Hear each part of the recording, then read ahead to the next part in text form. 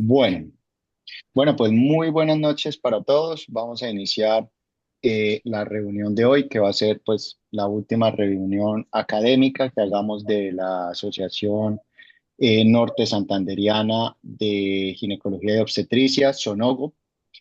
Hoy tenemos pues una invitada de lujo. Se trata de la doctora Juliana Rodríguez. Estoy seguro que todos ustedes la conocen y todos por eso ingresaron muy motivados a esta reunión de hoy.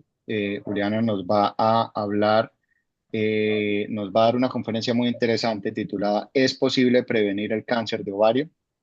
Voy a presentar a Juliana entonces. Juliana es ginecóloga oncóloga, es magíster en epidemiología, especialista en estadística, trabaja en la Fundación Santa Fe de Bogotá. Además de eso, es médica especialista del Grupo de Investigación Clínica y Epidemiológica del Cáncer del Instituto Colombiano, del Instituto Nacional de Cancerología, y es profesora del Departamento de Obstetricia y de Ginecología de la Universidad Nacional de Colombia y de la Universidad de los Andes. Todos la conocen, es una conferencista magnífica y es una conferencista pues muy activa en múltiples escenarios académicos, tanto de orden nacional como internacional. Entonces, Juli, no queda sino agradecerte por tu generosidad académica y en general por tu generosidad de siempre estar muy dispuesta a compartir tu conocimiento con todos nosotros y quedamos muy atentos entonces a tu conferencia. Ya dejé de compartir pantalla, si quieres, por favor. Perfecto. Santi me pide que me habilites para compartir Listo, pantalla. entonces, Juliana. Listo, te voy a hacer anfitrión, compartes De una. pantalla y me dejas ser anfitrión de nuevo. Creo que acaba de ingresar el doctor Mario Galvis. Si quieres, comparte la pantalla y me das otra vez la posibilidad de ser anfitrión para darle un espacio al doctor Mario que nos dé un saludo de bienvenida como presidente de Sonogo. Ahí ya estamos viendo tu pantalla, pero no la presentación. Estamos viendo, Listo, mira. Ahí ya la eh, estoy poniendo y está en modo presentación. perfecto. Ahí la vemos perfecto. Entonces, si quieres, pásame otra vez como anfitrión, porfa, y le damos la palabra al doctor Mario un momento. Espérate que no sé cómo te hago anfitrión.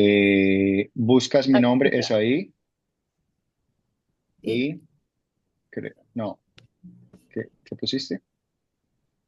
No, no, no, no. Eh,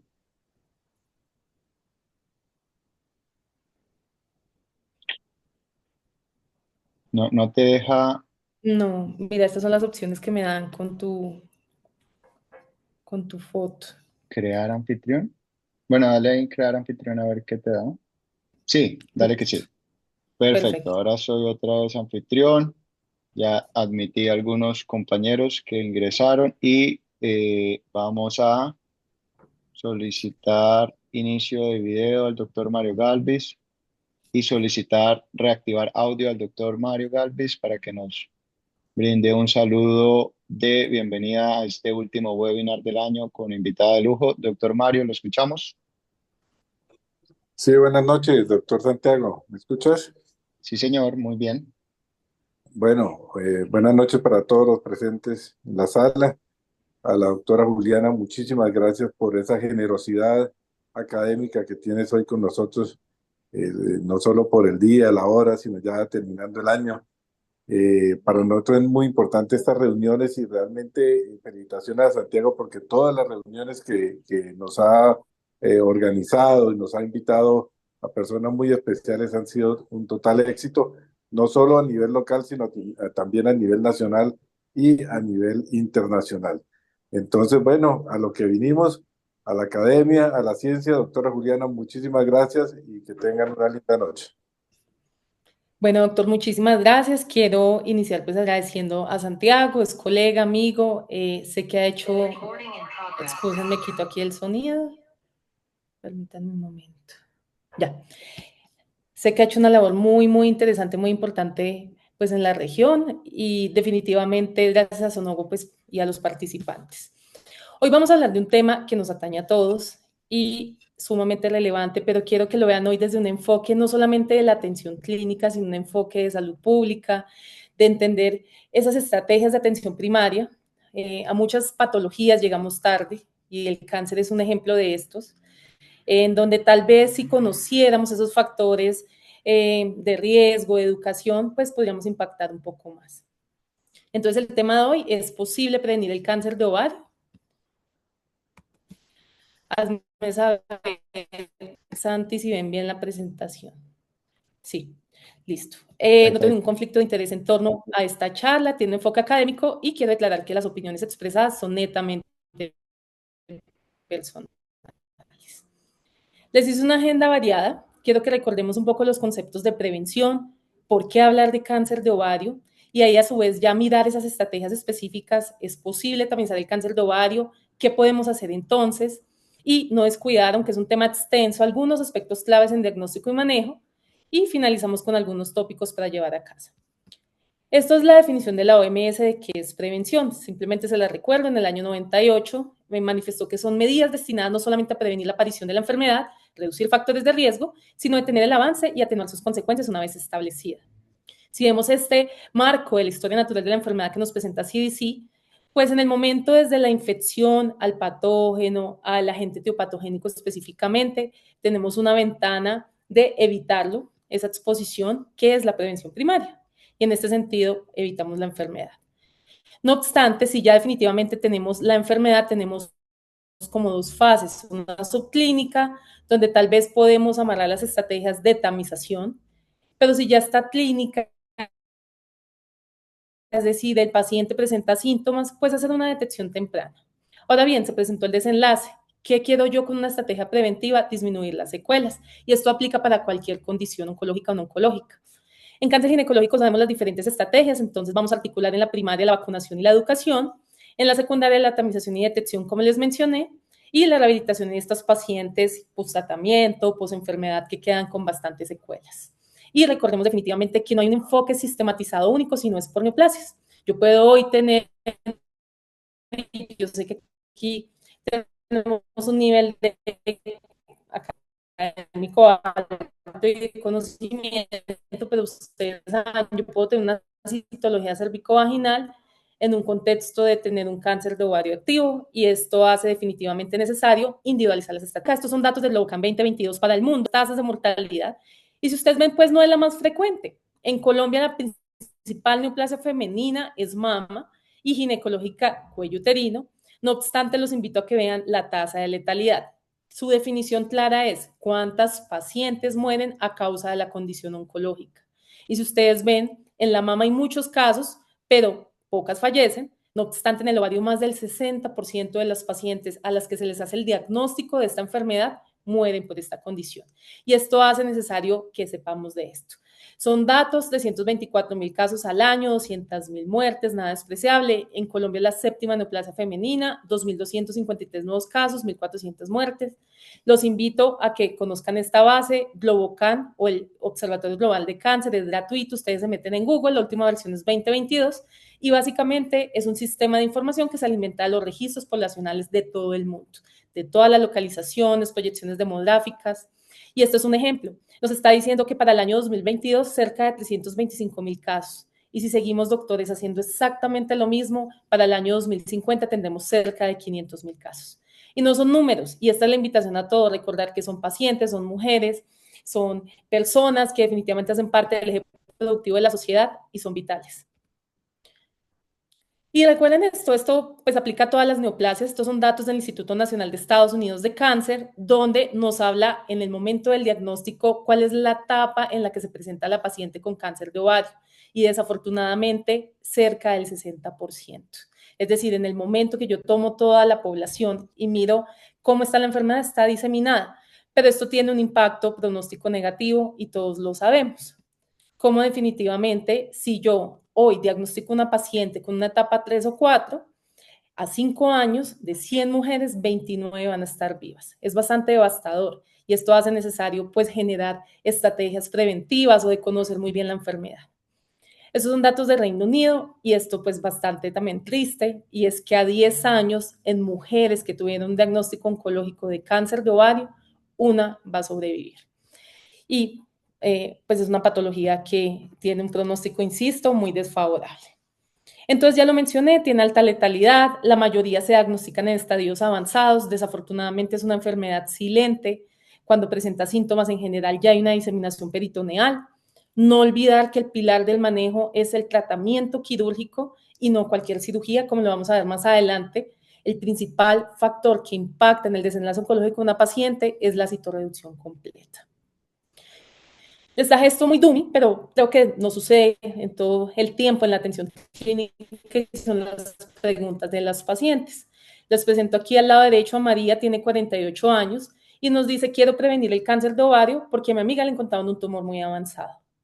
Pero en contraparte está Sofía, joven, 28 años, y manifiesta que en la familia hay cáncer de ovario y mama, que tiene una mutación ya documentada BRCA2, y ella quiere, pues, per se, prevenir ese cáncer de ovario porque ha leído que es una patología que se presenta más con esta condición de portación de la mutación. Bajo esta pregunta, ¿es posible entonces prevenir el cáncer de ovario? Pues miremos, articulado a lo que ya les presenté previamente, vacunación no hay, tamización no sirve, y pues aquí acabamos la charla. Pero no es la idea, porque quiero resolverles unas preguntas muy globales, y es: ¿cuál es ese riesgo de cáncer ovárico que tiene Sofía o María? ¿Son poblaciones de bajo o alto riesgo? ¿Será que algún síntoma me orienta realmente a la neoplasia? ¿Le pido una ecografía? ¿Será que le pido marcadores? Y vamos a ir como desglosando tópico a tópico. Las vacunas están en periodo experimental, hay escenario profiláctico, escenario principalmente terapéutico, estudios in vitro, y definitivamente pues a la fecha no existe una vacuna licenciada para prevenir o en el enfoque terapéutico para el cáncer de ovario. Sabemos que la ciencia avanza, esperemos a ver qué sucede en muchos años, pero por el momento no existe. Hay unos factores protectores ya elucidados, la paridad. Si ustedes ven acá, esto es una data agrupada de este artículo que menos nos presenta, donde vemos cómo tener hijos pues disminuye ese riesgo de cáncer de ovario desde 50 hasta 80% aproximadamente. Y a medida de más hijos o más partos, pues hay mayor protección y es estadísticamente significativo.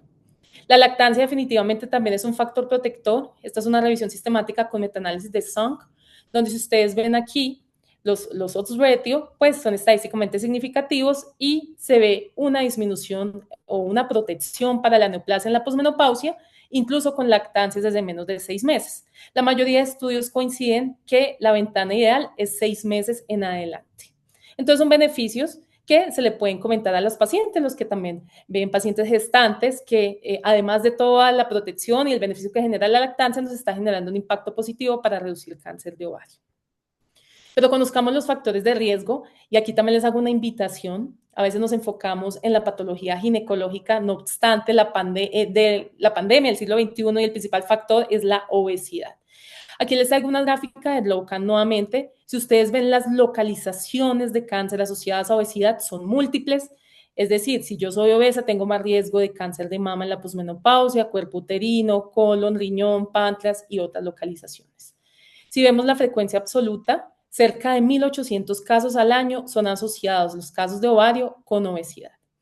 Aquí vemos evidencia agrupada de Bhaskaran y de Olsen, donde definitivamente es estadísticamente significativo, con un riesgo entre el 7 y el 22%, cuando los índices de masa corporal están de sobrepeso para arriba, y entre más índice de masa corporal, no está aquí presentado, parece que hay mayor asociación a presentar cáncer de ovario. Entonces, ojo, cuando ustedes estén en su consulta, si queremos generar estrategias de prevención global, pues hay que bajar de peso. La endometriosis. Sé que aquí hay bastantes colegas expertos en esta condición. Sabemos que la endometriosis es una patología benigna, no obstante ha salido evidencia en curso que cada vez más asocia que hay unas características específicas de esta condición que pueden generar una transformación maligna, dadas como alteraciones genómicas. Es un proceso inflamatorio crónico donde hay un estrés oxidativo persistente, y con estos influjos hormonales y características, como les digo, de las vías moleculares, puede haber una predisposición a cáncer. En este estudio, por ejemplo, si ustedes ven acá esta revisión sistemática con metaanálisis en el forest plot, parece que hay más asociación con células claras, endometroide y seroso de bajo grado. Y me pareció muy interesante, salió este año un artículo publicado en JAMA, es la cohorte poblacional de Utah, 78.000 mujeres, donde cerca de 500 presentaron cáncer de ovario. Fue estadísticamente significativo. Aquellas mujeres con endometriosis tienen 4.2 veces más riesgo de hacer cáncer de ovario versus las que no tienen endometriosis. Ahora bien, miremos un poco en el análisis las características de esta endometriosis. Tener endometriomas ováricos o endometriosis profunda comparada con no endometriosis aumenta al doble ese riesgo. Ojo, insisto, sabemos que tal vez en esa mujer en edad reproductiva donde la estamos valorando la infertilidad o el dolor pélvico, no estamos pensando en el cáncer de ovario en la posmenopausia, pero sí hay una asociación directa a manejar pues muy bien estas pacientes. Cuando miramos otros factores de riesgo dilucidados en la literatura, se habla del uso de terapia de reemplazo hormonal, independientemente si es combinado o solo estrógeno. Aquí se presenta un metaanálisis con revisión sistemática de Vedal, donde dice que aumenta ese riesgo estadísticamente significativo, caso control. Si bien es cierto la evidencia, pues digamos es un poco heterogénea, parece que hay una asociación. Entonces es importante tenerlo en cuenta. El talco, que fue pues bastante uno en el mundo, el talco perineal, parece que altera ese microambiente, aumenta las características o el ambiente proinflamatorio, más liberación de citoquinas y un estrés oxidativo que puede estar asociado. En esta revisión sistemática con metaanálisis, 31% más de riesgo. Y pues por subtipos igual fue estadísticamente significativo para seroso y endometrioide. Entonces, ¿cómo considerar estos aspectos en el momento de nuestros pacientes? Listo. Teniendo en cuenta entonces la educación para propender por los factores protectores y para evitar los de riesgo, miremos a ver si hay alguna estrategia eficaz en cuanto a tamización. Sabemos, y es muy claro, el beneficio de un test de BPH, de una citología, de una mamografía para el cáncer de mama, pero siempre quedarían las dudas si es factible tamizar el cáncer de ovario. Y les voy a traer unos preceptos muy interesantes desde la evidencia científica para que lo analicemos y discutamos. ¿Qué es entonces tamización? Simplemente recordarles que es aplicar una prueba a la población general para seleccionar una población a riesgo. Ojo, población general. Y segundo precepto supremamente importante, una prueba de tamización no es diagnóstica. Yo puedo tener hoy una citología que me dice carcinoma escamocelular de cervix y hay que hacer la prueba gold estándar diagnóstica, que es la colposcopia, por ejemplo. Entonces, teniendo en cuenta esta definición, sabemos que la prueba de tamización me va a dar una probabilidad de riesgo. Ok, nuevamente, esto es una gráfica muy interesante de la OMS. Yo aplico mi prueba de tamización, la población es asintomática, aquí no está teniendo dolor, no está teniendo nada, pero la prueba me sale positiva y selecciono pues, esas personas que van a la prueba diagnóstica. Pero en otro escenario, ¿qué puede suceder? Pacientes con síntomas tempranos, hacerle un diagnóstico o una detección temprana. Es decir, esa paciente donde vemos que tiene un dolor insidioso, donde está distendida, donde tal vez no ha debutado con una franca clínica, pues ese sería el enfoque ideal. Pero sigamos hablando de la tamización y esto es supremamente interesante, está publicado por un boletín de la Organización Mundial de la Salud y son los principios de tamización de Wilson y Jackner. Ellos más o menos tocan 10 tópicos globales y ellos dicen cualquier condición, cáncer o no cáncer, puede ser tamizada si las cumple. Lo que yo hice fue extrapolar algunos de los elementos para darle los argumentos de por qué no se recomienda la tamización para cáncer de ovario. Muy importante, si yo quiero establecer una prueba de tamización, debo mirar la utilidad clínica. Y esto está concertado en este status que les voy a presentar. Yo quiero que la prueba tenga una alta sensibilidad. ¿Y cómo la vería reflejada? Que me pueda diagnosticar cánceres de ovario infiltrantes en estadios iniciales. Si yo sé que el pronóstico es más deleterio en estadios avanzados, pues yo quiero pescar más rápido la enfermedad. Ojalá que una prueba de tamización tuviera una sensibilidad idealmente de más del 80%. Miremos la especificidad. Yo quisiera descartar los sanos, es decir, tiene la capacidad este test de tamización de descartarme la patología benigna versus el cáncer. Segundo precepto importante a tener en cuenta. El alto valor predictivo, cómo se realizará esta prueba en la población, ¿sí? Y no solamente con el alto valor predictivo, sino la factibilidad, los recursos, la costo-efectividad, digamos que no está acá inmerso en la gráfica, pero pues son elementos importantes. Nada saco yo teniendo NGS que puede valer 10 millones de pesos y no lo voy a poder hacer en la Guajira, en el Amazonas. Y por último, que es no menos importante, ¿yo qué quiero con la prueba de tamización? Sí, es cierto, yo quiero detectar el desenlace, pero al final, ¿cuál sería ese objetivo duro? Pues que disminuya la mortalidad. ¿Esto qué quiere decir? Que me aumente la supervivencia en la población cuando yo lo aplico. Teniendo en cuenta esto, doctores, he tomado entonces algunos tópicos de los principios de Wilson y Jagner para analizar en cáncer de ovario. El primero dice, la condición debe ser un importante problema de salud.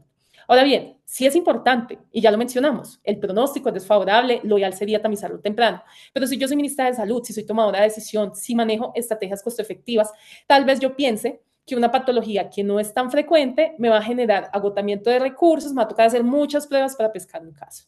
Y en este punto específico, yo lo vi más o menos. Sí es letal, pero no es tan frecuente. El segundo tópico de Wilson y Jogner es interesante. Debe haber un manejo aceptado para pacientes con enfermedad reconocida. Y sí, si lo cumple, hay guías específicas que básicamente nos orientan a los clínicos de cómo manejar esta enfermedad. Sabemos que la citorreducción es el estándar. Hay quimioterapias basadas en platino y taxanos, antiangiogénicos, inhibidores PARP. Y cada día salen nuevos ensayos clínicos con terapias muy diana dirigidas a estos puntos moleculares donde podemos combatir este cáncer. Entonces, a esto le va a dar un punto positivo. Pero aquí empiezan los problemas. Y el tercer principio de Wilson y Jagner habla de facilidades para el diagnóstico y el tratamiento, entendiendo pues la causa como tal. Si ustedes ven, el ovario es un solo órgano, pero tenemos tres tipos celulares principales. Tenemos células epiteliales, tenemos células germinales y de cordón y estroma sexual.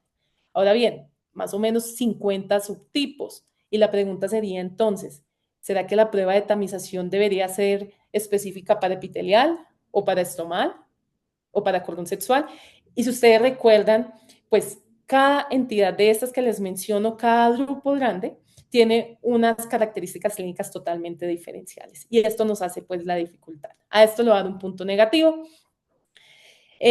Otro de Wilson y Jogner, otro precepto, es la historia natural de la condición, incluye el desarrollo de una enfermedad latente o una declarada, debe ser adecuadamente entendido y debe haber una etapa sintomática latente o temprana reconocible, y aquí hay muchas teorías. No sé si ustedes recuerdan la de la ovulación incesante, donde básicamente esa disrupción que hay mensualmente de la corteza, de la superficie del ovario, hace que haya una reepitelización que migren células y que tal vez estas tengan que generar fenómenos de hiperplasia y puedan potencialmente hacer una transformación maligna. Hay otra teoría y es la invaginación que hacen estas células de la superficie epitelial con una formación quística y que esto puede generar una predisposición a cáncer. La tercera, no menos importante, la ovulación es un proceso inflamatorio donde hay mayor liberación de citoquinas, de macrófagos, de monocitos, y esto potencialmente podría generar un microambiente con estrés oxidativo que haga que se predisponga a cáncer de ovario. Entonces, esto es una de las teorías.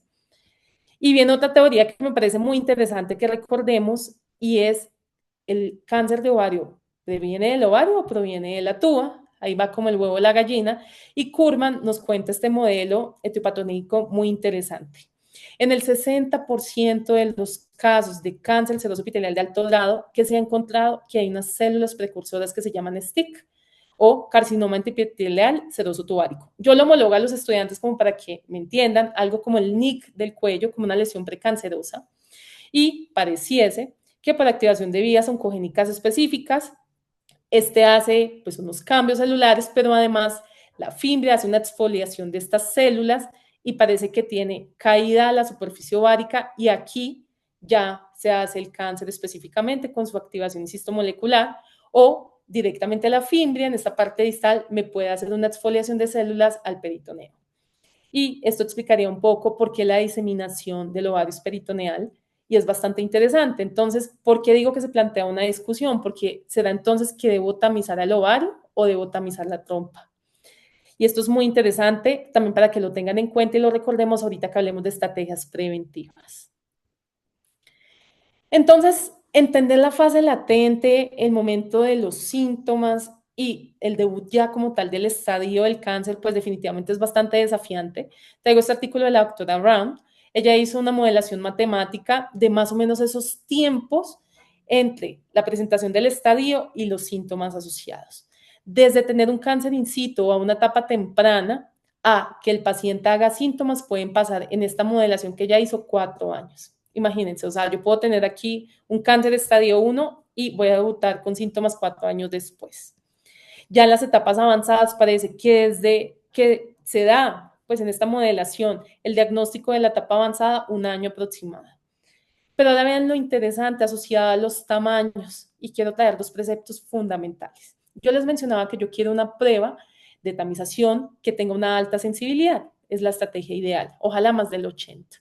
En esta modelación, insisto, para yo tener una sensibilidad del 80%, tendría que tener la capacidad de la ecografía de detectar lesiones menores de 0,4 centímetros, es decir, de 3 para abajo. ¿Cuántos, si los pongo a la reflexión, doctores, así sean muy expertos en ecografía, pueden detectar lesiones de 3 milímetros? Pero el segundo precepto también muy interesante, ya les dije, yo quiero hacer una prueba de tamización que me genere reducción de la mortalidad. En este postulado que genera Brown, dice que para reducir el 50% de la mortalidad haciendo una ecografía año a año, debería tener la capacidad de detectar lesiones de 0,5 centímetros o 5 milímetros. Y nuevamente vienen las preguntas, ¿qué tan factible es por más ecografistas expertos que veamos lesiones de ese tamaño? Bajo esa premisa, le pongo un punto negativo a este precepto de Wilson y Jaubner. El siguiente criterio es: debe haber una política acordada sobre a quién evaluar. Y esto es supremamente relevante que ustedes lo recuerden. Si yo soy mujer y tengo ovarios, tengo un riesgo de por vida de hacer cáncer de ovario en un 3%. Es muy importante que lo tengamos en cuenta. Pero existen otras condiciones, como en las poblaciones de alto riesgo, donde hay unas mutaciones específicas. Aquí les traigo las incidencias acumuladas, si ustedes ven, de la población general, de tener una mutación BRCA1 o BRCA2, donde estos riesgos de por vida ya van a aumentar pues, exponencialmente hasta 40%. Si yo tengo una mutación BRCA1, en 100 mujeres, 40 van a hacer cáncer sí o sí. Y esto hace que no podamos mirar con los mismos ojos a María o a Sofía, porque definitivamente sus cargas de enfermedad o su potencial carga va a ser diferente.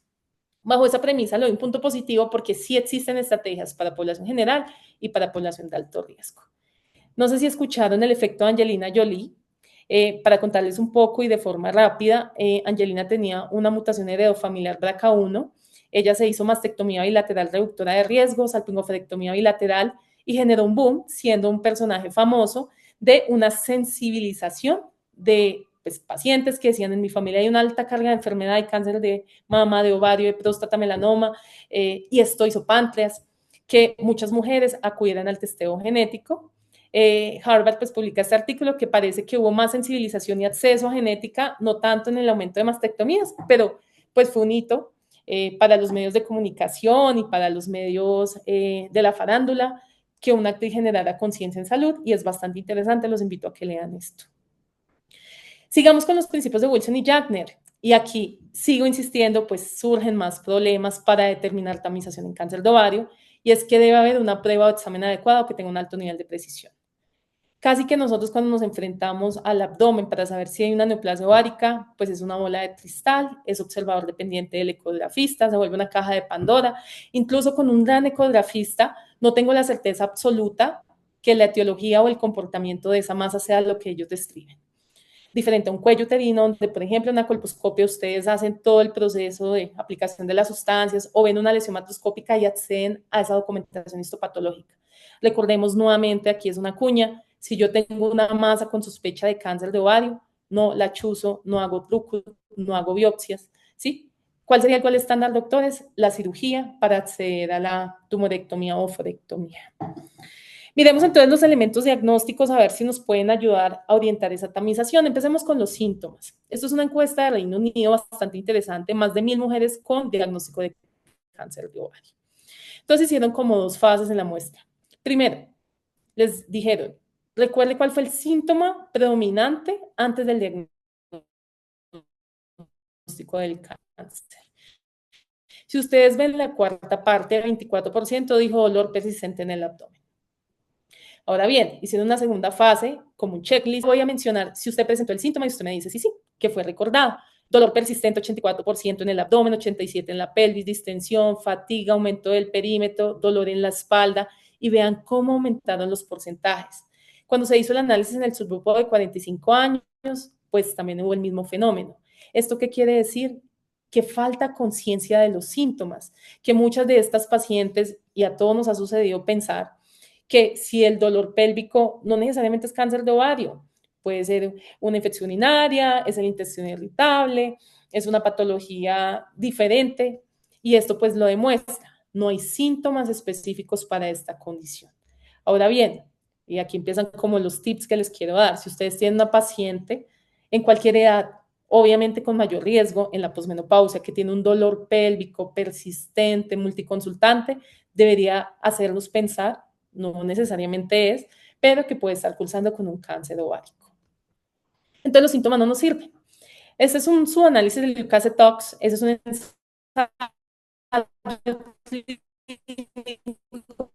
controlado que evaluó las diferentes estrategias de tamización en cáncer de ovario. Y entonces, ¿qué nos demostraron que fue bastante interesante? En el momento de la intervención que se estaba haciendo la tamización, interrogaron si tenía síntomas, entonces tenían como una lista de chequeo y encontraron que la mitad dijo, ¿sabe que sí? Sí tengo uno de los síntomas que usted me está refiriendo.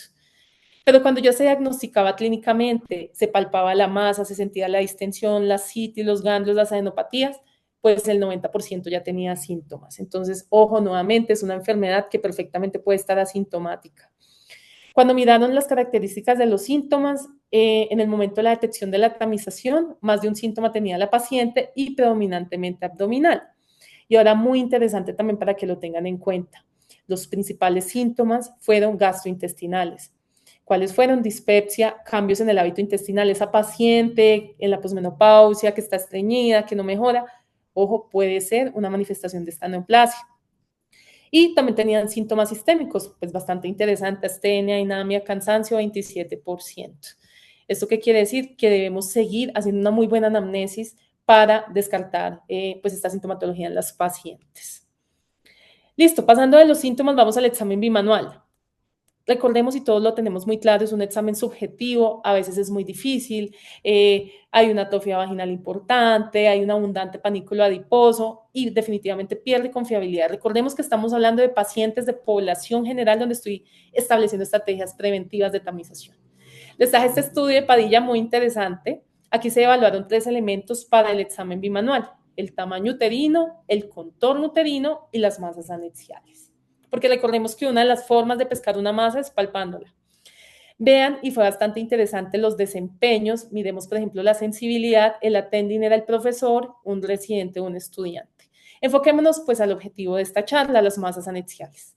La sensibilidad, es decir, la capacidad de predecir, de encontrar cáncer de ovario al examen físico, para el profesor fue 28%, para el residente fue 16% y para el estudiante 4%. Pues muy mala, definitivamente. ¿Qué se entonces recomienda? Que este examen tenga, pues sea un elemento clave en el examen físico, obviamente, pero que complemente los otros hallazgos de las pacientes. Cuando continuamos analizando esto en la cohorte de PLCO fue otro de los estudios prospectivos donde evaluó tamización para próstata, pulmón, colorecto y ovario. Cerca de 20.872 mujeres pues recibieron el examen pélvico anual por 4 años y ojo a esta sensibilidad, 5%. Es decir, de las pacientes, 100% de cáncer de ovario que se diagnosticaron durante el estudio, apenas se hallaron pues como elementos diagnósticos al examen bimanual, es decir, palpar una masa en 5%. Insistimos, hay que hacerlo, no estoy desestimando su uso, pero debe complementarse con otras pruebas diagnósticas. Entonces, tampoco me sirve. La ecografía transvaginal, insisto, acuérdense que entendemos que es el principal abordaje de la masa anexial, pero aquí estoy hablando contexto de tamización y es un elemento interesante, pero es observador dependiente, depende del tamaño ovárico, la detección o no de la masa, si está en posmenopausia es más difícil, si es obesa, si tiene histerectomía previa, y esto hace pues que sea un elemento desafiante. Aquí les traigo un estudio de Nepgen, es bastante interesante, él hace una discusión en torno a por qué no tamizar con ecografía para cáncer de ovario y pone unos postulados que se los va a leer muy rápido.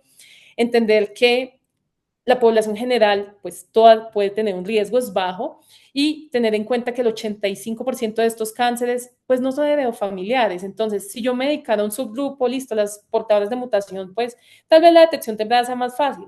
Pero aquí, ¿cuántas ecografías tendría que hacer para detectar un caso?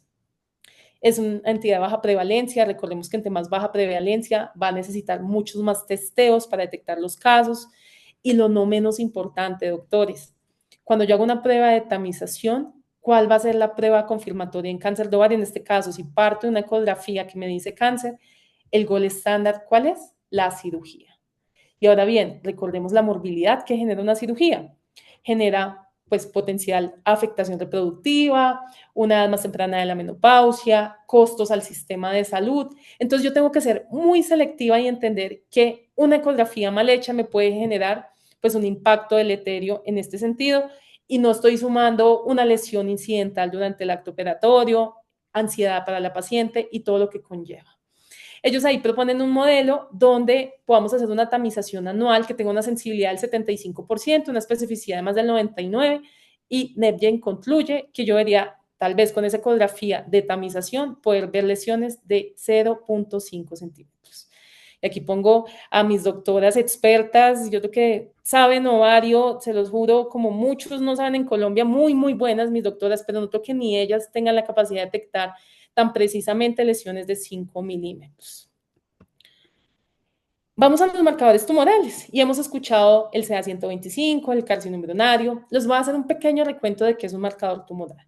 Recordemos que es una sustancia biodisponible elaborada por células normales y que cuando hay un proceso tumoral, pues se detecta en cantidades más altas. Esto es un concepto muy global, muy general, pero es para que ustedes recuerden cómo se mide. CA125, sumamente conocido, punto de corte 35. Pero ojo, hay unos preceptos que el Instituto Nacional de Cáncer nos quiere recordar. Los marcadores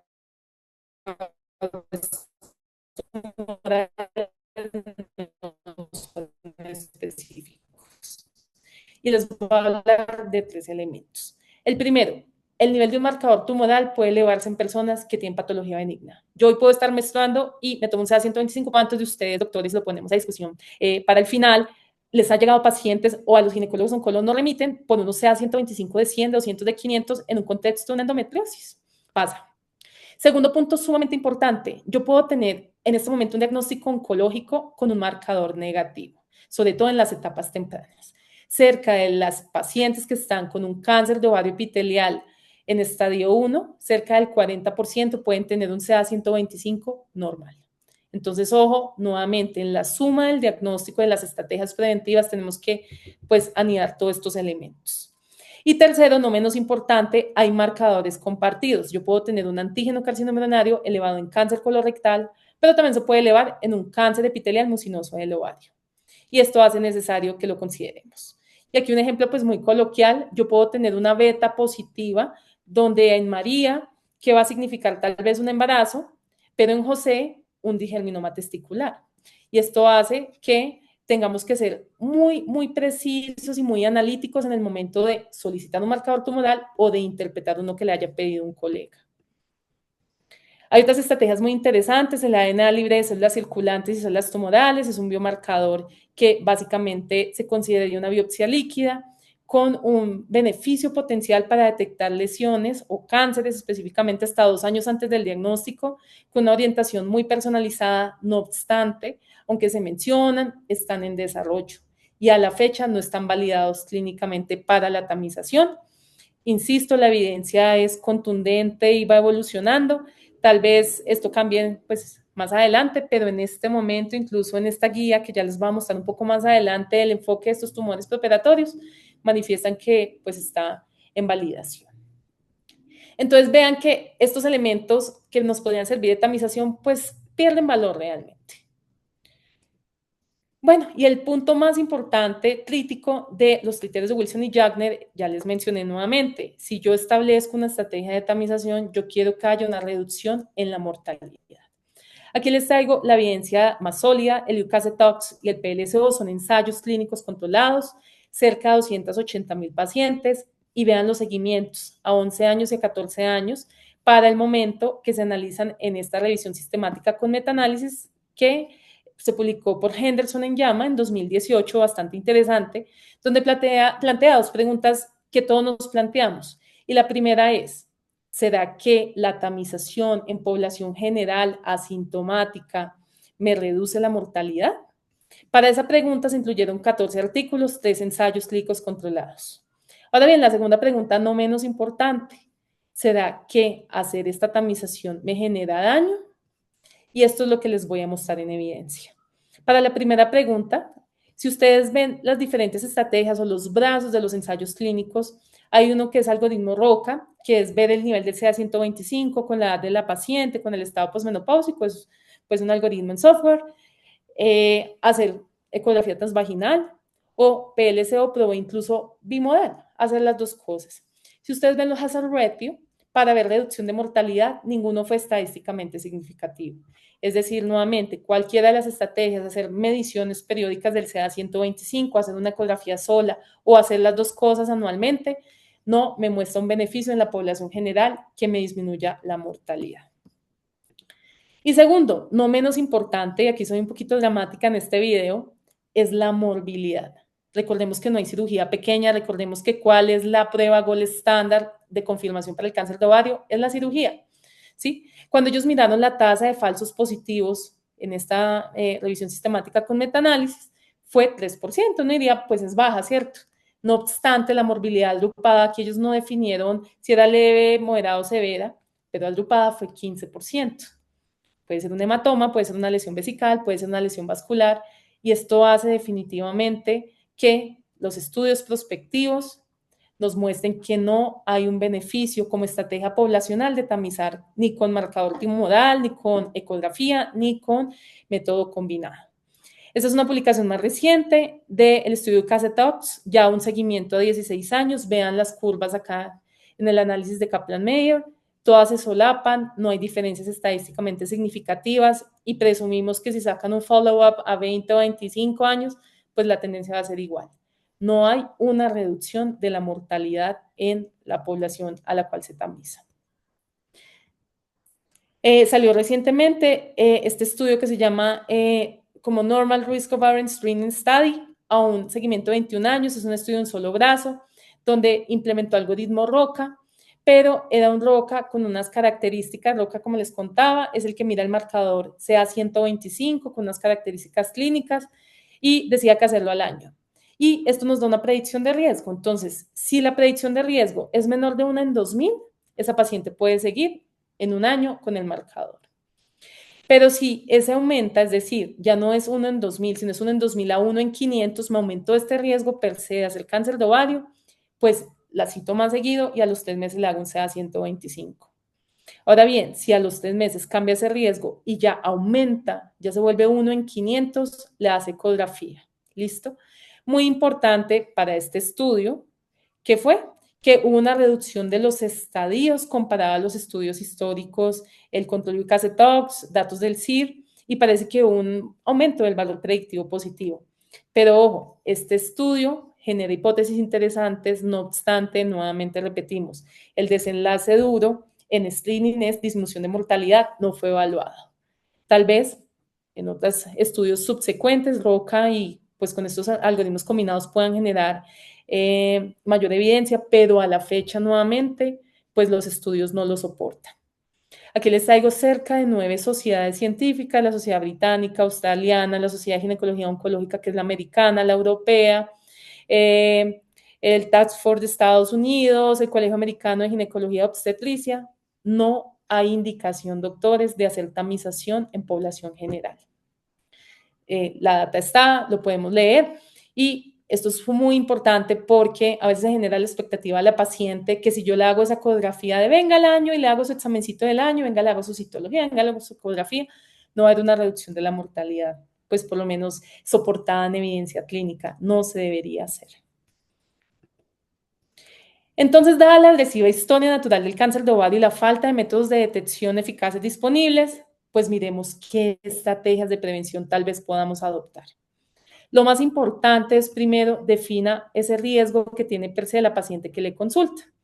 Y con base en eso ya puedo establecer estrategias quirúrgicas, quimioprevención o seguimientos más intensivos. Entonces, nuevamente recordemos que María es una paciente de 48 años y per se, por tener ovarios, tiene un riesgo de 3% considerado bajo riesgo. Y Sofía, la paciente que tiene el síndrome heredofamiliar, que es portadora de la mutación BRCA2, tiene riesgo de más o menos 20%, según dice la literatura.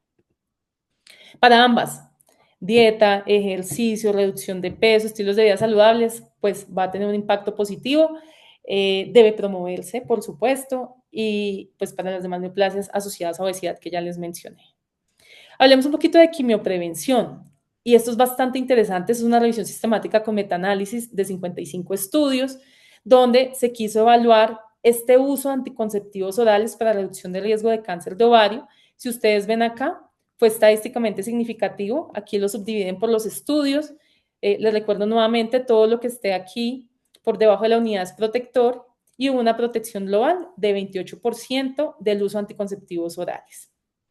Aquí se estratificó también si era alta dosis o baja dosis. Realmente en ambos hubo impacto de reducción de este riesgo. Recordemos que alta dosis, sobre todo en los estudios más antiguos, cada vez los anticonceptivos orales pues son de baja y muy baja dosis.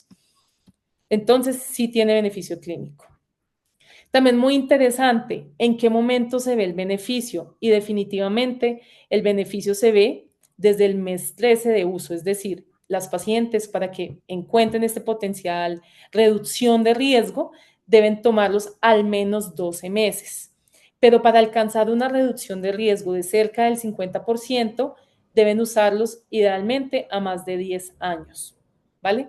Aquí no están diciendo cuál molécula, qué combinación, esto pues es un metaanálisis muy global, pero cualquiera, insisto, después de los 12 meses de uso continuo de los anticonceptivos orales, me disminuye este riesgo estadísticamente significativo.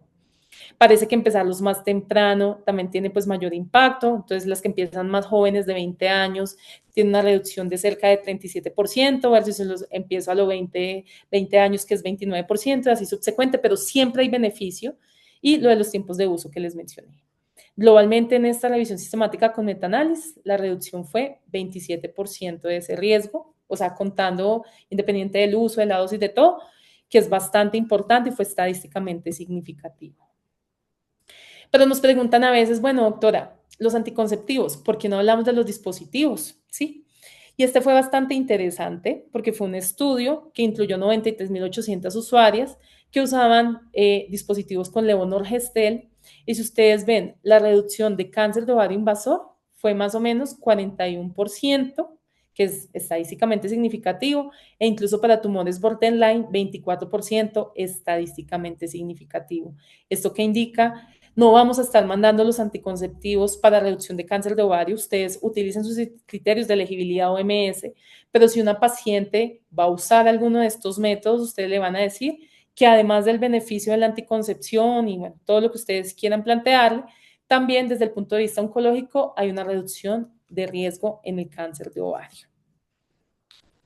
Esta revisión sistemática con metaanálisis también probó cualquier dispositivo. Parece que los efectos del dispositivo, incluso de cobre, generan un microambiente favorable y parece que una reducción de la incidencia. En este caso no se estratificó si era té de cobre o si era con levonorgestrel, con una reducción de riesgo de 32%, también bastante interesante. Entonces, quimioprevención, anticonceptivos para la población general, evidencia sólida, sí. Vamos al segundo punto y son las estrategias quirúrgicas. En la población general, pues uno diría, saquemos todos los ovarios. Y este estudio de William Parker, de cerca de 30.000 mujeres, el estudio de las enfermeras fue bastante interesante porque analizó pacientes llevadas a cirugía pélvica, ginecológica, unas con conservación ovárica y otras con salpingoforectomía bilateral. ¿Qué analizó? Desenlaces de las neoplasias, causas de muerte agrupadas y morbilidad asociada. Para resumirles un poco esta gráfica, se utilizó un punto de corte de 50 años. ¿Y qué se demostró? Cuando yo hago una oforectomía bilateral en pacientes de menos de 50 años, aumento la carga de morbilidad cardiovascular, metabólica, ósea, mueren más las pacientes por otras causas versus la muerte por cáncer de ovario y realmente la reducción de riesgo de la neoplasia ovárica pues no es estadísticamente significativa, ¿sí? Conclusión, si una paciente tiene función hormonal activa, yo no debería sacarle los ovarios. Aquí utilizando el punto de corte de 50 años, no obstante, el beneficio siempre que la mujer tenga función ovárica pues preservada es dejar los ovarios, ¿listo? Y lo muestra un estudio clínico con una gran data aquí asociada. Obviamente vamos al otro contexto, doctora, es que voy a llevar a la paciente porque tiene una miomatosis, bueno, no sé, una patología en el útero, tiene 52 años, ya es menopáusica, le saco los ovarios, pues claro que hay que sacarlos, ¿vale? ¿Por qué? Porque esos ovarios ya están hipofuncionantes, ya no vemos ningún beneficio, suena lógico, pero es real, de fertilidad, y si tiene un riesgo de 3% de hacer cáncer de ovario. Es un contexto diferente. Doctora, tengo una paciente que tiene una falla ovárica ya documentada, permanente, hace 4 años tiene 48 años, le saco los ovarios, tiene 48, por supuesto. Recordemos que el beneficio, insisto, cardiovascular, metabólico, óseo lo da unos ovarios que tengan función preservada. Entonces, para que lo tengamos en cuenta. Otra estrategia muy importante en estos pacientes es la salpingectomía de oportunidad. Si vimos que el 60% de los cánceres de ovarios sedosos de alto grado tienen STIC, que previene de esa o proviene más bien de la tuba, pues tal vez quitar la tuba tenga un efecto. Y sí, este es el boletín de la COC, publicado en 2019, donde nos da unos ítems muy, muy interesantes y se ha demostrado que debe ser una estrategia adoptada por todos los ginecólogos, doctores. Van a hacer una cirugía de miomatosis, de endometriosis, la cirugía que sea por la indicación diferente pues a cáncer, hay que hacer la salpingectomía. Parece que una reducción de riesgo entre 30 y más o menos 20 o 30%, según ellos lo dicen en este statement. Muy importante, se ha buscado la evidencia respecto a si altera la función ovárica por la circulación. Ustedes saben que uno va en mesosalpins, hace la salpingectomía total y pues no se va a afectar.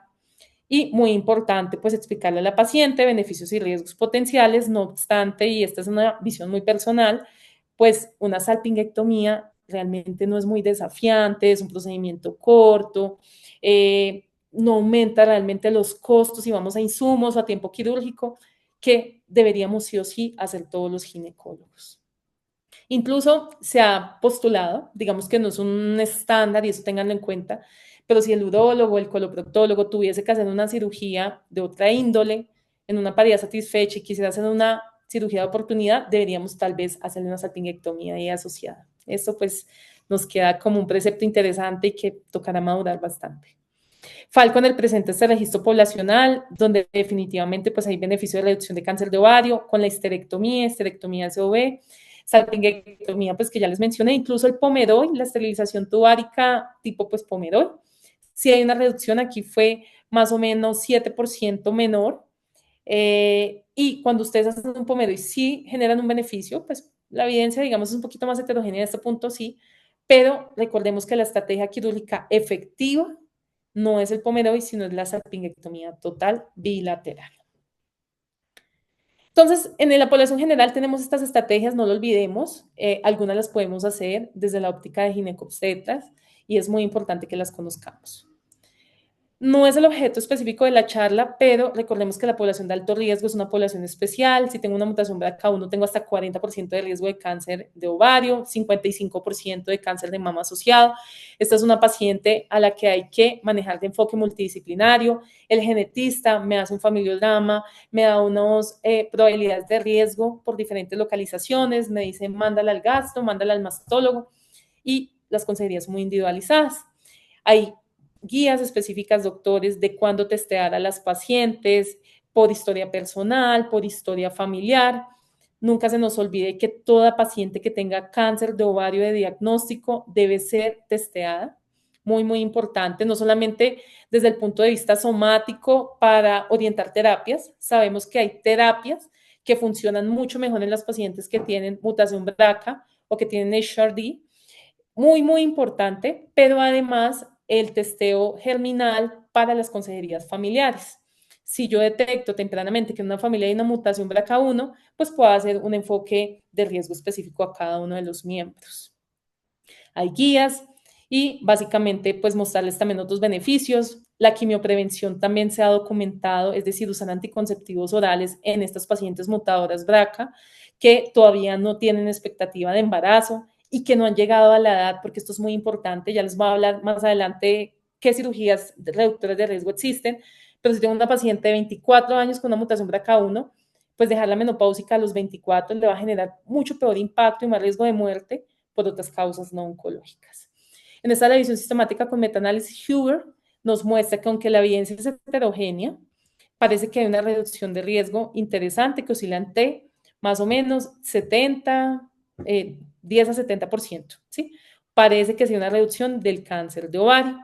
Y él aquí manifiesta que, aunque la evidencia es sumamente heterogénea, para mirar si el uso de anticonceptivos orales en mutadoras aumenta ese riesgo de cáncer de mama, dice que no se puede descartar y que hay que hacer una consejería individualizada porque con algunos métodos podría potencialmente haber un aumento pues, discreto de este riesgo. Vamos entonces a la segunda estrategia de estos pacientes. Ya les mencioné, cuando ellas alcanzan una edad, podemos definir hacer una salpingoforectomía bilateral, se recomienda idealmente más o menos hacia los 35 años, entre 40 BRCA1 y 40-45 las mutadoras BRCA2. BRCA2 tiene la mitad de riesgo del BRCA1, hace que podamos más tardíamente ofrecer esta cirugía. La salpingectomía sola no es el estándar y la salpingectomía con oferectomía retardada solamente debe estar inmersa en ensayos clínicos controlados, o sea, no es el estándar. La haces la cirugía completa, pero ojo, doctor, es muy importante, no es una salpingoferectomía habitual. ¿Y por qué digo que no es habitual? Si bien es cierto que es una laparoscopia, hay que hacer varias cosas. Primera cosa, tienen que hacer el lavado pélvico. Ustedes piden su jeringa laparoscópica o una tampa de Luque, hacen su instilación de la solución salina y hay que captar una citología de lavado pélvico que se debe mandar en fresco. Segunda cosa importante, hay que hacer una inspección sistemática de toda la cavidad. Recordemos que estas pacientes con mutaciones BRCA, por ejemplo, que es la más conocida, tienen 5% de riesgo de hacer carcinoma peritoneal oculto. En ese sentido, ustedes tienen que ver todos los cuadrantes y si veo una lesión miliar que parece un implante o inespecífica en el diafragma, debería tomarse la biopsia. ¿Sí? Uso de endobolsa, por supuesto. Y no menos importante, listo, la cirugía, pues la técnica habitual para una salpingo, con estas salvedades, pero además la patóloga debe hacer una cosa que se llama protocolo CIFIM. ¿En qué consiste? En que se hace un procesamiento con unos cortes más finos y de toda la extensión de la tuba para descartar pues esta presencia del stick, ¿vale? Bajo esa premisa, la invitación es si ustedes hacen cirugías reductoras de riesgo, pues tener en cuenta estos tópicos, en NCCN lo menciona, muchas de estas pacientes son mandadas al ginecólogo oncólogo y nosotros hacemos estos procedimientos. Lo más importante es que si se va a hacer, se haga con estos preceptos de verdadera cirugía reductora de riesgo. Tengamos también en cuenta entonces que tengo a Sofía, doctora, tiene 28 años, todavía no quiere embarazarse, no le puedo hacer la cirugía reductora de riesgo. ¿Qué debería hacer? Una detección temprana. Recordemos que concepto tamización aplica a población general, en la población de alto riesgo tal vez mejor detección temprana.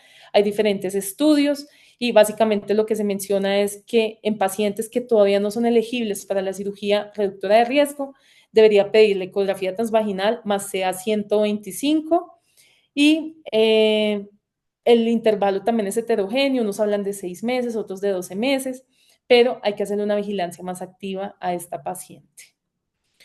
Entonces, no olvidemos definitivamente que no hay tamización, que hay estrategias de prevención, que tal vez no puedan ser beneficiadas toda la población, ¿sí? La salpingectomía de oportunidad es clara, es en el momento que la señora va a ser llevada a una cirugía pélvica, pero sí muy importante, si ya no logramos prevenirla, pues detectemos tempranamente y hagamos un adecuado manejo.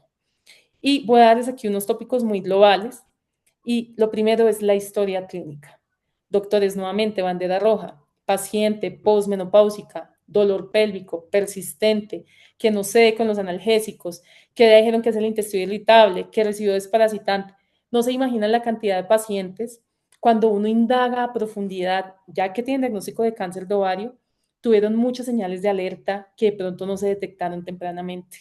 Y acuérdense que el pronóstico de esta entidad depende del estadio en el que se diagnostique.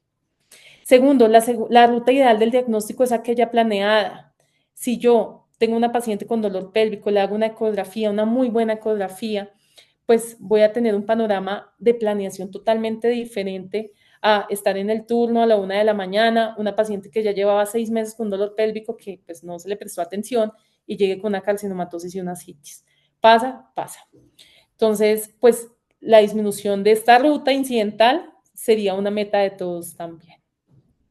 Insisto nuevamente, las imágenes son vitales, doctores, tenemos excelentes ecografistas, hagan equipo con ellos. Yo aquí traigo algunas de las ecografías que hacen mis colegas en la unidad materno-fetal, en la clínica donde laboro, donde definitivamente se describen todas las características, la vasculatura, y yo puedo realmente pues predecir prequirúrgicamente si parece una masa maligna y darle un enfoque totalmente diferencial.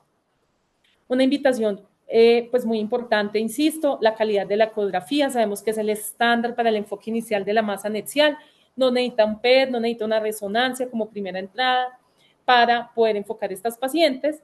Y esto es una invitación muy respetuosa, esto es un caso de la vida real de ecografías que han llegado a nuestra institución y de una ecografía hecha en la institución, un poco más antigua por el GIRATS, pero es una de las que hacemos, donde si ustedes de verdad quieren hacer un enfoque de esta paciente, donde les dan una ecografía sin datos, donde llega tachado ovario izquierdo ausente, ovario izquierdo tachado, derecho aumentado de tamaño, quistes en su interior, conclusión ovario izquierdo tachado, derecho multiquístico, pues definitivamente el enfoque va a ser muy complicado, la planeación prequirúrgica no va a ser fácil. Tal vez en contraste con esta ecografía, donde me caracterizan morfológicamente adecuadamente el ovario, con todos los tópicos que requiero, donde me escriben los tabiques, las áreas sólidas y son vascularizados, y donde además de los hallazgos morfológicos me dan modelos de predicción de riesgo, por ejemplo el IOTA-ADNETS o el GIRATS, el ORATS. Ya he hablado aquí muy brevemente de estos aspectos, pues tal vez yo ya sé que esta paciente a priori debe ser manejada por el ginecólogo oncólogo, tiene 95% de riesgo de malignidad. GIRATS, la clasificación chilena, también ORAT 5, ojo, esto no es para el ginecólogo, esto debe ir al ginecólogo oncólogo y les va a dar una orientación bastante interesante. Los modelos de predicción, ya les dije, no hagan diagnósticos solamente con la edad de la paciente o con una ecografía o con el marcador. El enfoque de la masa anexial es multimodal. El IOTA-NETS Model con CA125 es el mejor modelo de predicción. Antes estaba gratuito en la web el que desarrolló IOTA. Esto es uno, pues, digamos que intermedio que nos puede servir un poco. Y también le sirve mucho, doctores, para las pacientes, porque uno sienta a la paciente, lo mete en el software y le dice, mire, su posibilidad de que esta masa sea cáncer, sea maligna es 83%, la voy a mandar al ginecólogo oncólogo para que la enfoque y es mucho pues más manejable todo. Y recordemos que el impacto oncológico de una buena cirugía pues es fundamental.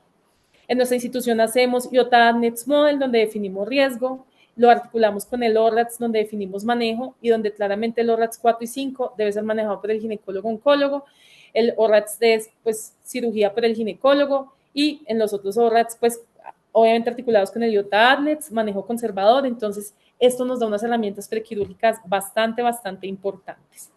Los invito a que lean este consenso, lo pueden escanear en este QR, y porque es bastante interesante, porque es una agrupación de los principales actores en el enfoque de la masa. Está la Sociedad Europea de Ginecología Oncológica, está ISUO, que todos conocemos, la colaboración IOTA y la paroscopistas europeos. Todos suman esfuerzos para generar algoritmos y son muy articulados a esto. Utilizan modelos de predicción de riesgo, ecografías de alta calidad, remita a la paciente a ginecología oncológica con sospecha IOTA-ADNES del más del 10%. A esa paciente ya con cáncer, mándela con estudios o sospecha alta de cáncer, más bien, mándela con estudios de extensión, y todo esto nos da unas herramientas bastante interesantes que en aras del tiempo pues no lo voy a describir hoy. Por último y no menos importante, hemos pasado por todas las fases, desde la etapa preventiva, de diagnóstico, unos tópicos muy claves para el tratamiento ideal del cáncer de ovario. Operar versus no operar, elegir adecuadamente el cirujano, hay masas que se pueden observar, hay masas que tienen que sí o sí operar el ginecólogo, lo hace muy bien, ustedes son muy buenos cirujanos, y hay otros que operan el ginecólogo oncólogo porque el impacto pronóstico está dado, insisto, de una cirugía oncológica. No olviden, y esto es un mensaje motivacional y que nos genere la reflexión, el buen cirujano es el que sabe qué puede y qué no puede operar, y a veces tenemos unas amplias expectativas, pero la realidad es que tal vez es una cirugía compleja, incluso nos pasa a los ginecólogos oncólogos, yo muchos de los casos complejos en citorreducciones de ovario me apoyo de mi colega ginecólogo oncólogo y hacemos un equipo para darle los mejores resultados a las pacientes. Si ustedes ven que en esas ecografías, en los modelos de predicción hay una alta sospecha de malignidad, gánenle tiempo a la paciente, mándenla con imágenes, un tag de tórax simple, un tag de abdomen y pelvis contrastado, o si tienen idealmente posibilidad de resonancia, una resonancia de abdomen y pelvis con gadolíneo, y así nos van adelantando a los ginecólogos oncólogos pues todo este estudio de extensión para la planeación y la paciente se va a beneficiar. Seguimos las guías, hay guías europeas, americanas, las que ustedes quieran para cada escenario. Y les traigo estos Kaplan-Meier muy importantes para que tengan en cuenta. Esto fue una revisión sistemática con metaanálisis, donde quiero que se desvíe la atención aquí al lado izquierdo y es lo siguiente. Doctores, cuando operamos una paciente y miramos la supervivencia global, no dejarla con enfermedad durante la cirugía, es decir, el famoso R0 me da una mediana de supervivencia global de 69 meses a 5 años. Pero si yo dejo 1 centímetro de tumor, entre 1 milímetro y 10 milímetros, o sea, 1 centímetro, la mediana baja a 31 meses. Pero si yo dejo más de 1 centímetro, estamos hablando, imagínense 1 centímetro, un implante de 1,2, uno diría, pues eso es ínfimo. Como pues dicen algunas personas que están equivocadas, es que eso lo mata la quimioterapia. No, doctores, significativamente baja casi a la cuarta parte dejar al menos más de 1 centímetro en esta paciente en la cirugía. La cirugía es el momento del todo nada para estas pacientes para generarles desenlaces oncológicos favorables. Les traigo un poquito de la experiencia que tenemos. Yo trabajo en la Fundación Santa Fe. Hemos trabajado en generar un centro de cuidado clínico. Logramos la acreditación internacional de JCI el año pasado. No lo digo con arrogancia, lo digo con orgullo, donde básicamente somos un equipo, donde tenemos un algoritmo. Eso está disponible, la publicación, para el que quiera de pronto leer un poco la historia. ¿Y qué hacemos? No es que operemos mejor. Y esto es un argumento pues, que ustedes deben tener en cuenta. Pero dos cosas importantes, trabajamos en equipo y seleccionamos adecuadamente a las pacientes. Manejamos con el equipo de materno-fetal, con nuestras ecografistas expertas, los modelos de predicción, determinamos el punto de corte para nuestro centro de más del 10% en el IOTA NETS Model Score para que la maneje el ginecólogo oncólogo. Los estudios de extensión pues están claramente ya sistematizados. Los estudios endoscópicos, si tiene síntomas o un marcador tumoral asociado a vías digestivas, pues le mandamos. O sea, si ustedes ven, pues está muy el algoritmo especificado.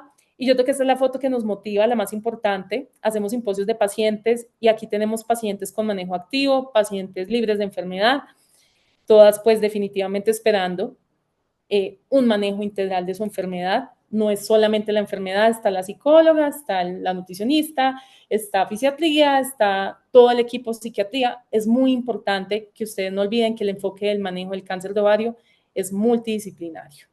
Para finalizar, entonces respondamos las preguntas. María, de 48 años, nos preguntaba que quiere prevenir el cáncer de ovario porque la amiga le encontraba un tumor muy avanzado. No hay tamización, hay detección temprana, salpingectomía de oportunidad tal vez si es llevada a una cirugía pélvica y sensibilización de síntomas, es lo que podemos ofrecerle. Pero Sofía, que tiene la mutación BRCA2, pues definitivamente valoración por genética, probabilidades de riesgo en las diferentes localizaciones, equipo multidisciplinario, mastología, gastro, bueno, a donde nos defina el genetista también. Como está joven, le puedo hacer ecografía transvaginal más EA 125 con una periodicidad entre 6 a 12 meses, no hay un consenso específico para detección temprana y si no tiene embarazo inmediato, anticonceptivos orales podría considerar. Para llevar a casa, pues no olviden los desafíos del cáncer de ovario, no hay tamización, el diagnóstico es tardío, se disemina rápidamente y hay pocos centros expertos, pero la detección temprana y el manejo adecuado son la clave. Les agradezco mucho la atención, sé que es un tema extenso y toqué muchos tópicos, pero quedo atenta a las preguntas y pues nuevamente agradezco también a mi equipo que ha hecho posible que entendamos el ovario de una manera diferente y podamos ofrecer pues una atención de alta calidad desde el enfoque diagnóstico hasta el post-tratamiento, al seguimiento y cuando son supervivientes. Les agradezco muchísimo la atención y quedo atenta a preguntas. Bueno, Juli, pues primero que todo agradecerte por esta magnífica conferencia. Nos tuviste 1 hora con la atención completamente en esta charla, entonces pues realmente muchas gracias. Vamos a proceder a la sección de preguntas. Les agradezco entonces a los participantes si van poniendo la pregunta en el chat y yo se la voy transmitiendo a Juliana. Entonces la primera la hace José Carlos, dice que el estudio anual de ECO-TV, que casi todo ginecólogo tiene y maneja en el consultorio privado y se cuenta en hospitales, no ha demostrado utilidad en la población general, tampoco en población seleccionada como factores de riesgo, etcétera. Espera que creo que te silenciaste, ya te vuelvo a pedir. Listo. Solicitar reactivar audio. Gracias, Santi, qué pena. Listo. Listo. Muy interesante comentario, doctor. Yo estoy totalmente de acuerdo. Y esta es lo que les mencionaba dentro de la charla, el tópico que debemos cambiar, la ecografía transvaginal anual que hacemos, que intentamos promover, pues no tiene impacto en cuanto a desenlace de mortalidad. Se ha probado si asociado a algunos factores de riesgo en subgrupos específicos. Estamos hablando de tamización población general y bajo ninguna premisa ha mostrado de evidencia. Les mostré cerca de 9 grupos científicos, sociedades de gran prestigio mundial, donde definitivamente dicen que no debería hacerse. Cuando usted va a hacer la ecografía, cuando esa paciente va a ginecología y dice, tengo un dolor pélvico, es diferente, es un enfoque diagnóstico, no un enfoque de tamización. Entonces, no, pues no hay ninguna recomendación específica al respecto. Perfecto. Raquel nos dice, hola, además del CA 125, ¿cuáles serían los marcadores tumorales indicados en el caso de la sospecha de cáncer de ovario? ¿Qué opina del HE4? Doctora, muchísimas gracias por la pregunta. No me enfoqué tanto como en el diagnóstico, pero muy importante. El HD4, que es la proteína del epididio humano, se ha probado en algoritmos, es costosa, no está disponible y pues realmente no es uno de los marcadores estándar que solicitemos. Les voy a dar un tip muy clave. Digamos, eso es lo que hago yo como ginecóloga oncóloga. Pacientes que tengan más de 40 años, la batería de exámenes de marcador tumoral debe ser CA 125, antígeno carcinoma embrionario y CA 19,9. Ahí estamos cubriendo cerca del 80% de los epiteliales con el CA 125, el carcinoma embrionario, pues colon o mucinoso, y el 19,9, que es de neoplasias digestivas. Entonces, esos tres es lo mínimo que debemos pedir. Pero si la paciente tiene menos de 40 años, como hay más posibilidad no de epitelial, sino de estomal o de colones sexuales, bueno, y de las otras histologías, pídanle por favor fuera de esos test beta-HCG, alfa-fetoproteína y LDH. Eso sería como la batería de exámenes a pedir. Inhibina es otro marcador que pedimos en contexto de granulosa, pero pues realmente no se pide de rutina, más para el seguimiento. Entonces, eso sería básicamente por encima de 40 esos tres marcadores. Nuevamente, sea 125, carcinoma embrionario, sea 19,9 y más jóvenes le sumas alfa-feto, beta y LH. Vale, súper. Muy, muy práctico ese enfoque. Guillermo Acosta manda saludos, que muchas gracias, magnífica charla, todo muy claro. Judith también te felicita, excelente plática. Eh, Te manda saludos Rosario desde Perú, te felicita por tu charla. Más felicitaciones. Bueno, Guillermo de la Cruz dice, entendí que en pacientes con factores de riesgo los anticonceptivos orales podrían más bien aumentar la probabilidad de cáncer. Sí, doctor. Entonces, la evidencia, insisto, es heterogénea. Digamos que saqué la revisión sistemática con metaanálisis más grande. En mutadoras BRCA específicamente, donde se hizo este análisis, cuando yo uso anticonceptivos orales, reduzco riesgo de cáncer de ovario. Pero parece que con algunos agentes, en algunos estudios retrospectivos, aumenta un poco la incidencia de cáncer de mama, ¿sí? Entonces, como la evidencia es inconsistente, no hay un lineamiento específico, es háblelo, discútalo con su paciente, dígale, sí, tal vez te va a prevenir y te va a mejorar la posibilidad de cáncer de ovario, pero puede haber este riesgo y tome la decisión individualizada. Eso es lo que dice ese estudio que presenté ahí. Vale, muy bien. Luis Zúñiga nos pregunta si los inductores de ovulación son factores de promoción de cáncer de ovario y pregunta que en relación a la prevención, si salpingectomía o fimbrectomía. Perfecto. Entonces, doctor, eso también ha sido discutido, teniendo en cuenta que por el estímulo hormonal, por la punción que genera un estado proinflamatorio, pero realmente la evidencia, perdón, es inconsistente y no se contraindica los inductores de ovulación, la preservación de óvulos en pacientes, por ejemplo, hemos tenido casos, paciente joven que tiene una masa unilateral que se sospecha cáncer, esa no la chuzamos, por supuesto, pero ponemos inductores de ovulación y hacemos captación de ovocitos en el ovario sano, aparentemente en esa paciente de 20 años, y no tiene ningún impacto en, digamos, en la neoplasia y en el mismo en el contexto de las pacientes. Entonces, realmente se puede seguir haciendo con seguridad. O sea, los inductores realmente no tienen evidencia sólida, como lo menciono. Súper. Bueno, digamos, partiendo esa pregunta en dos, ¿sí? Digamos, una estrategia es hacer hiperestimulación ovárica controlada, que pues, normalmente lo hacemos con gonadotropinas, para escenarios como eso, como pues criopreservación ovocitaria, para preservación de la fertilidad, etcétera. Pero también en escenarios de baja complejidad, pues está la opción de usar inductores orales de ovulación. Los más, digamos, conocidos son el citrato de clomifeno y el letrozol. Para ninguno de esos tampoco hay una evidencia de aumento en Evidencia riesgo sólida, de no. súper. No. Y también Luis nos pregunta que para la prevención si salpingectomía o fimbrectomía. Doctor, parece que la extensión del stick, o sea, hay más predominio en la fimbria, no obstante está en todo el trayecto de la tuba, entonces la evidencia que usted encuentra es para salpingectomía, pues el mayor beneficio y es lo que se recomienda. Vale, súper. Félix pregunta que para la cirugía de oportunidad, que la salpingectomía bilateral se puede hacer a cualquier edad. desde que la paciente ya no tenga expectativa de fertilidad. Eso es muy importante porque ustedes saben que la recanalización tubárica, Santi lo maneja ampliamente, se está aumentando progresivamente en el tiempo. Entonces usted tiene que ser muy claro. Puede tener 28 años y ya no quiere hijos, no tiene expectativa de fertilidad, claro que se la puede hacer y sería una estrategia de reducción de riesgo.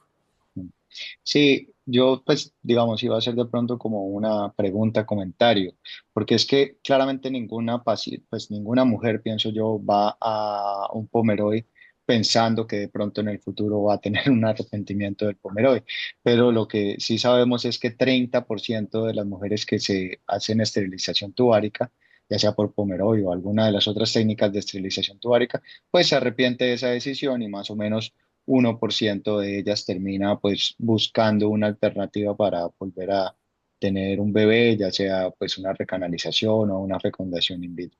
Entonces yo pienso que ahí hay que tener un balance importante, ¿no? Sobre todo porque en nuestra población, en nuestro contexto, pues no todas las mujeres van a tener la posibilidad del acceso a ir a un tratamiento de fecundación in vitro, por lo menos ahorita que no está todavía contemplado en el POS. Pero de pronto un subgrupo de ellas, pues sí tendría acceso a ir a una recanalización tubárica. Entonces, pues si hacemos una salpingectomía, sobre todo lo que uno ve muchas veces que como que se está empezando a equiparar Pomeroy con fimbrectomía de manera casi que generalizada. Y de pronto ahí sí valdría la pena con esas pacientes, pues discutirlo eh, así sea, no sé, si estamos en un servicio de obstetricia, discutirlo antes de hacerlo, cuál de los dos procedimientos ella autoriza y cuál firman el consentimiento informado, ¿no? Antes de realizarlo, porque si hacemos una fimbrectomía, pues la cirugía que se podría hacer después, pues va a ser diferente, no habría la oportunidad de hacer una recanalización, ¿no? Entonces, de pronto tener ahí como un poquito de balance en eso. Claro Bueno, que sí. sí, Félix bueno, Alvira nos dice que excelente presentación. Una pregunta, tengo una paciente de 55 años a la que operé por quiste de ovario izquierdo. En el resultado de patología me reportó tumor seroso borderline convencional. Se le realizó anexectomía bilateral. ¿Debería realizarse algún estudio? Doctora, el tumor borderline, pues es un tumor que no es invasor, como sabemos, no hay invasión franca destructiva del estroma, pero se considera pues una patología oncológica. Idealmente en el estadiaje del borderline uno debería hacer el lavado y el aumento, la biopsia infracólica, pues ya no se hizo, ¿cierto? Y ya dio la patología definitiva, yo le aconsejo que le haga estudios de extensión, que le haga una resonancia de abdomen y pelvis, un TAC de tórax simple, la diseminación, la posibilidad de diseminación pulmonar es mínima, del abdomen es baja, pero así la podría complementar, esa sería una de las opciones, y hacerle un seguimiento oncológico porque pues ese tumor realmente borderline debería ser evaluado también por ginecología oncológica. Ok. Guillermo de la Cruz, pues pregunta que cuál es la evidencia de que los ovarios ya no están funcionantes para que pues pensemos en, digamos, resecarlos en pacientes menopáusicas con factores de riesgo en una cirugía por condiciones benignas como miomatosis uterina. Dice Guillermo que se sabe que los ovarios siguen dando muchos beneficios aún muchos años después de la menopausia. Doctor, me encanta su comentario. Todos tenemos una visión, digamos, diferencial. Digamos que, y aquí quiero aclarar el comentario, gracias por su observación. Yo lo hablo desde el punto de vista oncológico. En general, los oncólogos somos mucho más radicales. ¿Y en qué sentido lo decía? Si yo propendo a nivel ovárico para pensar en función hormonal, para soporte cardiovascular metabólico de óseo y estoy menopáusica, pues sabemos que no hay funcionamiento. Era mi comentario, que tal vez no hay beneficio allí, que tal vez no hay beneficio allí. Y la segunda era, como no hay potencial reproductivo porque ya superó la menopausia, pues digamos que bajo esa premisa sugería que en la cirugía benigna se hiciera la oforectomía para reducir ese 3%. Me parece un tema súper interesante, podríamos discutirlo, pero básicamente ese es como el enfoque. Si ya hay unos beneficios adicionales, pues sería interesante revisarlos uno a uno, ver la evidencia, hablar con la paciente, individualizar, pero digamos para los dos beneficios grandes que generan los ovarios, y insisto, mi conflicto de interés es que soy oncóloga, pensaría que sí tendría el beneficio de la forectomía. Pero muchas gracias por su comentario, muy interesante. Vale, súper. Edinson Méndez nos dice gracias por la charla. En quistes medianos a grandes, persistentes, posiblemente benignos, sería mejor citología del líquido del quiste por aspiración versus patología de cistectomía. Pues doctor, digamos que no es el contexto de la charla. Habitualmente los patólogos, en los casos personales, cada uno hablará con su equipo. La citología es una orientación, pero realmente la documentación histopatológica de toda la cápsula es lo ideal para un estudio pues completo de esa patología inicial que tenga la paciente. Nosotros realmente mandamos la cápsula incluso en patología benigna y eso es lo que la patóloga de nuestro equipo nos sugiere. Eso sería lo que le puedo decir. Vale. Jesús Hernando Solano nos pregunta, bueno, te felicita por la charla y pregunta que cuál es el papel del genetista en la prevención y detección temprana del cáncer de ovario. El genetista pues es vital, definitivamente lo que les mencionaba. Y doctores, estuve en una charla muy interesante, no es mi campo de acción tan amplio, pero les cuento. Hablamos con un genetista respecto a cuándo mandarle a su consulta, porque a veces llegamos, estamos, no sé, viendo a la paciente por un prolapso genital, interrogamos los antecedentes familiares y tiene 2 o más, digamos, parientes en primera línea con cánceres de cualquier localización. Nos ha pasado y a veces decimos, ¿será que eso es importante o no es importante? Él nos daba un tip y decía, que de 2 familiares en línea directa en primer grado deberían ir a genética para esa consejería. No mandar el testeo lo manda el genetista, lo escoge, él define con el familiograma cuál es la cara y cuál sería el panel multigen más ideal. Otro tip nos daba, si ustedes oyen que en la familia hay cáncer colorectal de primero o segundo grado, cáncer de mama, cáncer de ovario, próstata, melanoma, tal vez esa paciente debería ir a genética también para evaluar ese potencial riesgo de un síndrome familiar, ¿sí? Historia personal de cáncer, ya les mencioné, de cáncer de mama hay unos estamentos, de cáncer de ovario sí o sí, todas las que han tenido epitelial. Entonces, pues hay unas guías, pero el genetista es como el que nos da la pauta y si ustedes les llama la atención, así el genetista después diga, no necesita un panel, ustedes quedan tranquilos que descartaron un síndrome familiar en esta familia. Vale, súper. Alexander Alcedo te felicita por la conferencia y te pide que si podrías, por favor, repetir los marcadores tumorales. Claro que El sí. enfoque. Entonces recordemos, por encima, esa es la experiencia mía y digamos lo que dice la literatura, teniendo en cuenta los grupos etarios de presentación de los tumores. Por encima de 40 años, sea 125 antígeno carcinoma embrionario, sea 19,9. Por debajo de 40 años, le adicionan a esos 3 alfa-fetoproteína, LDH y beta-HCG. Santi, si me Súper. permites, quiero acá, vi el último comentario de Germán que me habla de por qué no tiene impacto que al detectar una masa. Entonces, recordemos nuevamente, la paciente está asintomática, doctor, usted no le palpa una masa, o sea, screening como hacemos la citología rutina, o sea, una tamización en población asintomática no tiene impacto. Ahora bien, la paciente tiene cualquiera de los síntomas, dolor pélvico, tiene distensión, tiene cambios en el hábito, especialmente en la posmenopausia, usted le palpa una masa, a ella es la que hay que hacerle la ecografía para enfocarla más, descartar que haya masa anexial y si ya se documenta, le hace el algoritmo diagnóstico, ¿sí? Esas es como las 2 poblaciones donde usted tiene un papel de sí hacer ecografía y de no hacer ecografía. Vale, súper. Bueno, muy bien, hemos respondido a todas. La última ya es un comentario de la doctora Elizabeth Gómez, que te felicita por la charla y te agradece. Bueno, Juli, hemos realmente excedido un poquito el tiempo. Gracias por tu generosidad, gracias por esta magnífica charla. Va a quedar colgada en nuestro canal de YouTube. Hubo gente que desafortunadamente no pudo acceder, muchísima gente al parecer se quedó por fuera porque excedimos el número máximo de 100 participantes, entonces para todas esas personas la charla va a quedar colgada y lo podremos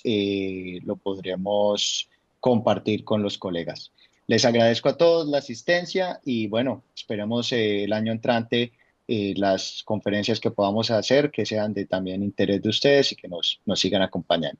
Saludos, abrazos a todos, felices fiestas para todos. Que estén bien. Gracias por su tiempo, por su disposición, gracias por la invitación. Estamos en contacto. Chao.